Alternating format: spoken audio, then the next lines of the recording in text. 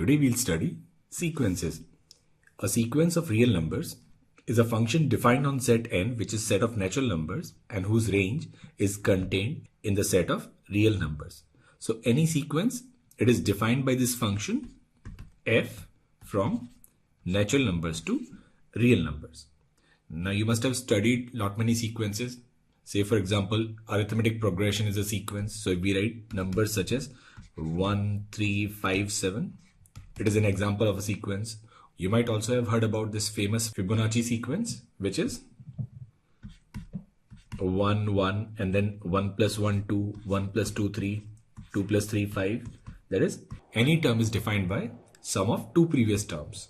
So this is your Fibonacci sequence. Then there could be some sequences which do not have any mathematical formulation. Say for example, sequence of prime numbers. For sequence of prime numbers, we do not have any formula as yet. Now there are many ways to define a sequence, and the most common way is either using angled brackets and writing its nth term, or using small brackets. Now if we have to write any sequence, say for example sequence of reciprocals of even number, then we can write this sequence as this x and then writing some terms which is 1 by 2, 1 by 4, 1 by 6, 1 by 8, and it goes on. And the other way to express this sequence is writing it as 1 upon 2n, where n belongs to natural numbers. In this first case, we have defined sequence as ordered arrangement of numbers, and the second case, we have defined this in terms of its nth term. Another way to define sequence is using recursive relations. Say for example, let us say, suppose x1 is 1 and xn plus 1 is xn plus 2. Now if we write x2, x2 is 1 plus 2 will be 3. x3 is 3 plus 2, 5. So this sequence is actually sequence of odd natural numbers. So we have defined the sequence of odd natural numbers using a recursive relation, which is xn plus 1 equals xn plus 2, where x1 is 1. Now this Fibonacci sequence, it can be expressed as an plus 1 equals an plus an minus 1.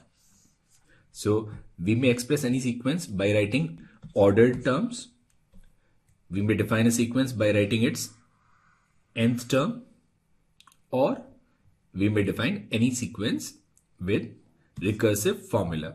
And then, as discussed previously, there could be some sequences which do not have any mathematical formulations.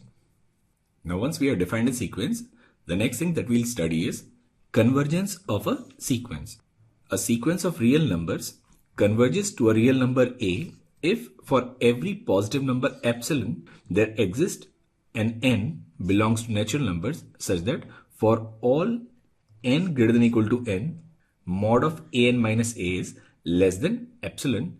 So if we can find any n greater than or equal to n for all the values of epsilon, however small it may be, then we call such a as this limit of sequence, and we write limit n tends to infinite an is equal to a.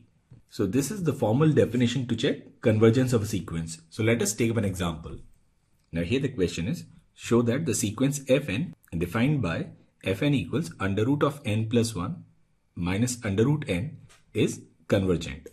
Now one of the limitation of this standard method of checking convergence is we must know this a in order to check convergence using this epsilon method. Now it is not given in the question, but we know that this function fn, it converges to 0. If we take this limit n tends to infinite under root of n plus 1 minus under root n, then it is infinity minus infinity form, and if we multiply it with its conjugate, we'll get this as 1 upon under root of n plus 1 plus under root of n, which is 1 by infinite, and the value of this limit is 0.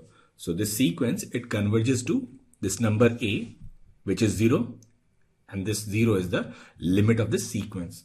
Now once we know the value of a, we can use this method to show that the sequence is a convergent sequence. Now we can write mod of fn minus 0. Now mod of fn minus 0 will be mod of under root of n plus 1 minus under root of n. Now what we'll do is we'll rationalize it. We can write this as 1 upon under root n plus 1 plus under root n. Now we know that under root of n plus 1 plus under root n, it is greater than 2 times root n. Then we can write 1 upon under root n plus 1 plus under root n will be less than 1 upon 2 root n. So this expression, it is less than 1 upon 2 root n and it is less than epsilon. Now from this we can write under root n, it is greater than 1 upon 2 epsilon, or n is greater than 1 upon 4 epsilon square, which satisfies our condition that for all the natural numbers which are greater than 1 upon 4 epsilon square, this fn minus 0, it is less than epsilon, however smaller the value of epsilon may be. This is how we show a sequence is convergent using standard definition.